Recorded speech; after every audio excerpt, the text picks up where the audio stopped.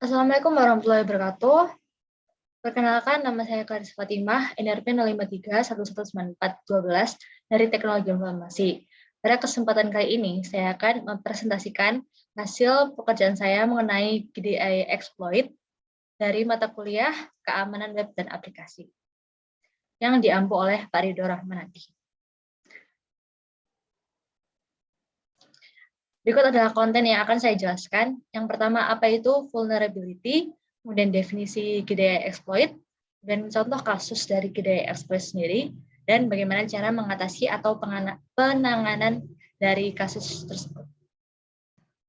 Yang pertama, vulnerability adalah suatu kerentanan yang berkaitan dengan sistem komputer yang memungkinkan seseorang untuk mengoperasikannya atau menjalankannya dengan benar, atau memungkinkan pihak yang tidak berwenang untuk mengambil alih. Contohnya seperti hacker.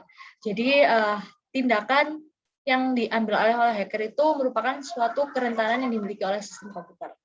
Singkatnya seperti itu. Dan vulnerability ini juga dapat diartikan sebagai cacat pada sistem infrastruktur yang memungkinkan terjadinya akses tanpa izin dengan mengeksploitasi kecacatan sistem.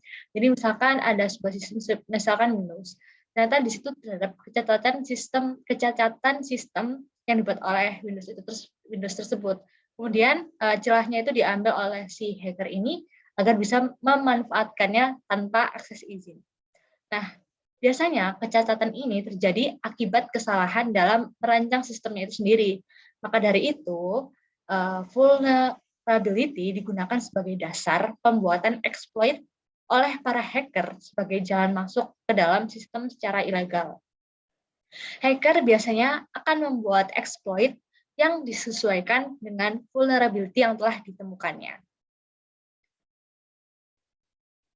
Selanjutnya, apa itu GDI exploit? Nah, GDI itu artinya adalah Grand Design Interface yang merupakan sebuah elemen dalam sistem komputer untuk menampilkan sebuah gambar atau file. Sedangkan exploit sendiri itu merupakan eksploitasi atau memanfaatkan celah kekurangan dari sebuah sistem. Sehingga di GDI exploit itu dapat diartikan sebagai kegiatan penyerangan terhadap celah sistem yang rentan untuk dieksploitasi dengan berobjek gambar atau file. Jadi misalkan terdapat sebuah sistem gitu ya. Nah, dalam bentuk file gambar ya, memungkinkan attacker untuk menyisipkan malware dalam file gambar dengan format IMF atau WMF. Jadi misalkan kalau kita download sesuatu, terus ternyata itu dihack gitu, ada file gambar yang dimasukkan ke dalam format EMF dan WMF itu ternyata isinya itu malware. Nah, itu contohnya dari GDI exploit. Aplikasi berbasis Windows itu tidak dapat mengakses perangkat keras grafis secara langsung. Sebaliknya, GDI berinteraksi dengan driver perangkat atas nama aplikasi. Nah, cara-cara yang dilakukan oleh hacker gitu ya untuk mengeksploitasi kerentanan.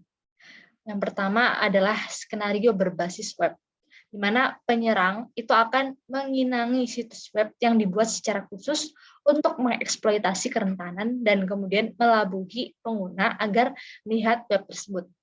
Dibuat untuk membuka lampiran email dengan mengklik situs. Maksudnya adalah, kalau misalkan kita menerima email dari seseorang yang asing, atau mungkin bahkan tidak asing, tapi pesan dari email itu kayak kurang jelas gitu, atau kita kurang tangkap maknanya. Biasanya itu terdapat suruh ngeklik file gitu dan sebagainya. Atau nggak kita membuka situs ilegal, misalkan kayak nonton ilegal gitu. Nah, biasanya itu streaming ilegal itu kan ada kayak ngeklik iklan dan lain sebagainya. Itu juga bisa salah satu contoh dari GDI exploit. Kemudian skenario berbagi file. Misalkan si penyerang itu menggunakan file dokumen yang dibuat khusus untuk mengeksploitasi kerentanan dan kemudian mengelabuhi pengguna agar membuka file dokumen. Misalkan kita download sesuatu, ternyata itu isinya malware. Nah, itu tuh merupakan salah satu skenario dari berbagi file. Sementara itu, apa sih WMF sama EMF? Nah, WMF itu artinya adalah Windows Metafile, di mana gambar WMF ini adalah format metafile 16 bit yang berisi informasi vektor dan informasi bitmap. Hal ini dioptimalkan untuk sistem operasi Windows. Kemudian ada ARMF, yaitu Enhanced Metafile, formatnya 32 bit yang berisi informasi vektor dan juga informasi bitmap juga, tapi merupakan perbaikan dari WMF. Dan ada fitur-fitur tambahan. Nah, kalau misalkan diserang, apa sih yang terjadi atau apa sih akibatnya? Penyerang itu yang berhasil mengeksploitasi kerentanan ini itu dapat mengambil kendali penuh atas sistem yang terpengaruh. Jadi kalau misalkan kita terpengaruh gitu ya, ngedownload si filenya itu dan membuka, maka si penyerang itu bisa untuk mengeksploitasi sistem kita gitu. Dan penyerang itu dapat menggunakan kerentanan untuk menginstal program, melihat, mengubah, dan menghapus data kita. Selanjutnya ini adalah contoh dari GDI exploit. Ya, ini saya ambil dari Detiktab yang ditulis pada 2006 Kamis 2 Februari yang berjudul Windows kembali dilirik celah WMF. Jadi intinya Jakarta itu kembali memperingatkan adanya kerentanan yang terdapat pada format WMF. Nah, kerentanan itu dimanfaatkan oleh si hacker menggunakan Internet Explorer. Dulu kan kita ada Internet Explorer ya, sekarang udah jarang dipakai. Dengan memanfaatkan celah tersebut diambil alih. Oke, biasanya mereka menyebarkan gambar melalui situs atau email. Tapi sekarang kan sudah sedikit kan ya. Tapi setidaknya terdapat 5% komputer di dunia itu masih menggunakan Internet Explorer RC5. Meskipun celah tersebut tergolong baru, cara kerjanya mirip dengan celah WMF yang telah diberikan patch-nya. Kira-kira seperti itu. Dan ada contoh yang kedua, judulnya Windows terancam celah gambar. Dari Detik.com tahun 2005, lebih lama ya. Jadi waktu dulu itu, Microsoft itu menemukan adanya celah keamanan pada proses penanganan gambar format tertentu. Nah, gawatnya celah ini tuh membuka kesempatan pengambil alihan komputer korban. Nah, jadi kan bahaya kan kalau misalkan kita nggak waspada. Tapi menurut saya sekarang itu orang-orang udah pinter gitu. Maksudnya udah tahu cara membedakan mana yang ada hackernya atau hal-hal yang tidak seharusnya kita download. Itu kita udah bisa memilah. Dan itu diperlukan adanya sosialisasi sebenarnya dari si kita sendiri pengguna dengan orang-orang yang berwenang. Salah satu dari celah tersebut bisa mempengaruhi semua jenis sistem operasi Windows. Bahaya juga ya, karena salah satu celah hanya berpotensi menyebabkan aplikasi gagal bekerja. Penyerang itu bisa memanfaatkan celah itu untuk menanamkan kode jahat ke gambar berformat EMF atau WMF. Nah, ini juga bahaya karena calon korban itu bisa menjelajahi semua situs dan melihat file kemudian terinfeksi.